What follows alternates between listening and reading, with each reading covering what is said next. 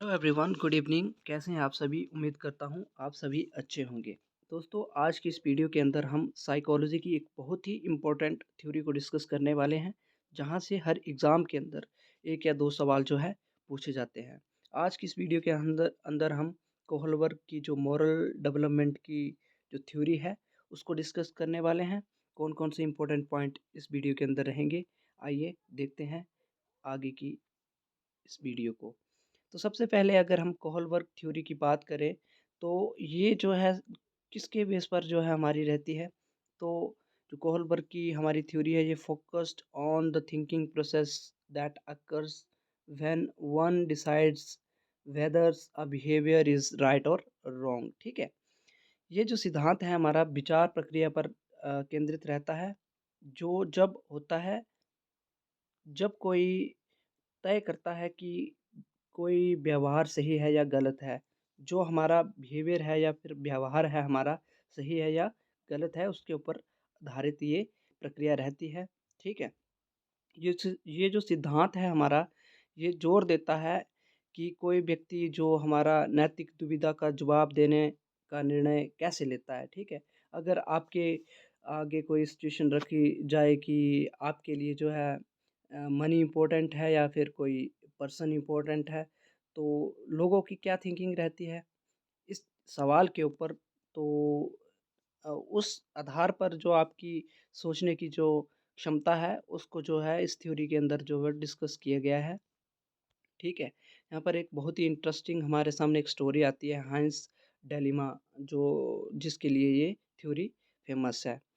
इसके अंदर एक ऐसी सिचुएशन जो है क्रिएट की जाती है या फिर बताई जाती है। एक हैंस नामक एक आदमी है, जिसकी वाइफ़ जो है वो बहुत बीमार है और उसको एक ऐसी बीमारी लगी है, जिसका इलाज जो है बहुत ही कॉस्टली होता है दोस्तों। बड़ा ज़्यादा पैसा खर्च करने के बाद उसका इलाज होगा, और हैंस जो है वो उसका इलाज करवाने में जो है असमर्थ है। तो अब उसकी वाइफ़ को बचाने के लिए जो है हैंस को वो दवाई जो है एक डॉक्टर के पास मिलती है। उस डॉक्टर के पास जाकर जो है वो दवाई वो चुरा ले, या फिर अपनी वाइफ़ को मरने दे, क्योंकि चोरी करना जो है वो एक गलत बात है। ठीक है? तो कुछ इस तरह की जो सिचुएशंस क्रिएट की गई लोगों के आगे, तो लोगों ने इसके ऊपर जवाब बड़े लोगों ने जवाब दिया कि उसको चोरी कर लेनी चाहिए, क्योंकि अगर वो चोरी करता है तो उसकी वाइफ़ की जान बच जाती है। लेकिन कुछ लोग कहते हैं कि चोरी करना गलत है। ठीक है? इस तरह के सवाल जो जवाब आते हैं, उस उन जवाबों के बिहाफ़ पर जो इस थ्योरी को जो है कंडक्ट किया जाता है, और कुछ इसके अंदर और जो हमारे पास लेवल्स दिए जाते हैं, स्टेजेस दी जाती हैं, जहाँ से सवाल बनते हैं। तो सबसे पहले अगर हम इस थ्योरी की बात करें, तो इसके अंदर हमारे पास 3 लेवल हैं। कौन-कौन से हैं? प्री कन्वेंशनल लेवल और पोस्ट कन्वेंशनल लेवल, ये हमारे पास 3 लेवल्स हैं, और हर लेवल के अंदर 2-2 स्टेजेस हैं। और हमारे पास टोटल कितनी स्टेजेस हैं? 6 स्टेजेस हैं। ठीक है? यहाँ से बड़े एग्ज़ाम के अंदर ये सवाल भी पूछा गया है कि कोहलबर्ग की जो मोरल डेवलपमेंट थ्योरी है, उसके अंदर कितनी स्टेजेस हैं, कितने लेवल्स हैं? इस तरह का सवाल भी पूछा गया है। ठीक है? और देखते हैं आगे कौन-कौन से यहाँ पर इम्पोर्टेंट पॉइंट्स निकल कर आते हैं। जो हमारा फर्स्ट प्री कन्वेंशनल लेवल है, उसके अंदर अगर हम एज लिमिट की बात करें, 3 साल से लेकर 7 साल तक जो है प्री कन्वेंशनल लेवल हमारा रहता है, जिसके अंदर हमारे पास 2 स्टेजेस हैं, ओबीडियंस एंड पनिशमेंट ओरिएंटेशन, और सेकंड है हमारे पास individualism and exchange personal reward orientation. ठीक है? ये 2 स्टेजेस जो है हमारी रहती हैं। अगर इसमें हम थोड़ी-सी बात करें, तो जो हमारा ओबीडियंस एंड पनिशमेंट ओरिएंटेशन होता है, इसके अंदर बच्चे के अंदर नैतिकता बिल्कुल भी नहीं होती है दोस्तों। नैतिकता बिल्कुल भी नहीं होती है। बच्चा बच्चे की जो लर्निंग होती है या फिर जो वो सीखता है, ठीक है? वो टोटली बेस होता है कि हम उसको पनिशमेंट देंगे, ठीक है? या फिर इस तरीके से जो है बच्चे की लर्निंग हम करवाएँगे। सेकंड हमारे पास आ जाता है individualism and exchange personal reward orientation. ये जो स्टेज है, इस स्टेज को टिट फॉर टैट के नाम से भी जाना जाता है। अगर आप बच्चे को कुछ देंगे, तो वो भी आपको कुछ देने देगा, या फिर आप उससे ये एक्सपेक्ट नहीं कर सकते कि आप जो है बिना कुछ दिए उससे कुछ ले सको, ठीक है? कुछ इस तरह की ये हमारे पास स्टेजेस रहती हैं। फर्स्ट स्टेज और सेकंड स्टेज की अगर हम बात करें तो ये रिलेट करती है हमारी डिस्ट्रक्टिव रियलिज़्म के साथ जो है हमारी ये रिलेट करती है दोस्तों। विनाशकारी यथार्थवाद से संबंधित जो है ये माना जाता है। यहाँ पर जो नोट्स बनाए गए हैं बाइलिंगुअल बनाए गए हैं। दोनों भाषाओं के अंदर यहाँ पर जो है यहाँ पर लिखा गया है। जो हिंदी के स्टूडेंट हैं वो हिंदी के अंदर भी यहाँ से देख सकते हैं दोस्तों। और मैं हिंदी के अंदर ही बता रहा हूँ, उम्मीद करता हूँ आप सभी को समझ आ रहा होगा। नेक्स्ट स्टेज की अगर हम बात करें तो कन्वेंशनल लेवल जो है हमारा, उसकी जो एज हमारी शुरू होती है वो 8 ईयर से लेकर 13 ईयर तक जो है हमारी चलती है कन्वेंशनल लेवल की, ठीक है? तो इसके अंदर जो हमारे पास 2 लेवल रहते हैं, इंटरपर्सनल रिलेशनशिप और नेक्स्ट जो रहता है हमारा मेंटेन द सोशल ऑर्डर, ठीक है? अगर हम इंटरपर्सनल रिलेशनशिप की बात करें तो इसके अंदर हम जो बच्चा होता है उसको हम मोटिवेट करते हैं कि हाँ, अगर वो कुछ काम करे तो उसको प्रोत्साहन करने के लिए जो है हम क्या करते हैं, उसको रिवार्ड देते हैं कि हाँ, गुड बॉय गुड गर्ल अच्छा कर रहे हो। इस तरह से कुछ हम उसको आगे बढ़ाने के लिए या लर्निंग करवाने के लिए ये सब यूज़ करते हैं, ठीक है? अगर हम इसकी सेकंड स्टेज की बात करें, ठीक है? तो मेंटेन द सोशल ऑर्डर। इस स्टेज के अंदर जो है बच्चा कहीं न कहीं सीख जाता है, जो सोशल ऑर्डर होते हैं, जो लॉ एंड ऑर्डर होते हैं उनको, ठीक है? सीखने की कोशिश जो वो कर लेता है बच्चा, जो कहीं न कहीं जो चाइल्ड जो है वो थिंक करना शुरू कर देता है, जो रूल्स रेगुलेशंस हमारी सोसाइटी के अंदर होते हैं, उनको सीखना शुरू कर देता है।